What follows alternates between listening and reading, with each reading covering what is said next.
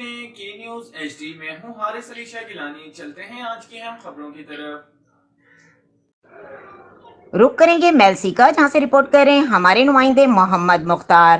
Police تھانہ گڑھا موڑ نے گندم چوری، تیز رفتاری اور 10 دن قبل ہونے والی ڈکیتی کا مقدمہ درج کر لیا. تفصیلات کے مطابق پولیس تھانہ گڑھا موڑ نے عابد محمد رمضان چک نمبر 114 WB اور عبدالجبار بستی صدیق آباد گڑھا موڑ کے قریب اقبال بل ستار چک نمبر 100 WB کی مدیت میں 9 من گندم چوری کا مقدمہ درج کر لیا، جبکہ نیاز خان بستی صدیق آباد گڑھا موڑ کے خلاف ٹریکٹر ٹرالی نمبر 881 تیز رفتاری سے چلانے پر مقدمہ درج کیا گیا.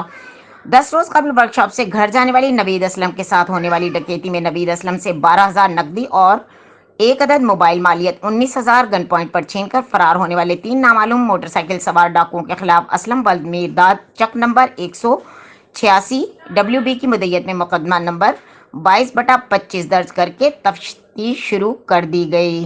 مزید خبروں اور اپڈیٹس کے لیے ہمارے ساتھ رہیے گا. تب تک کے لیے اپنا خیال رکھیے گا. اللہ حافظ.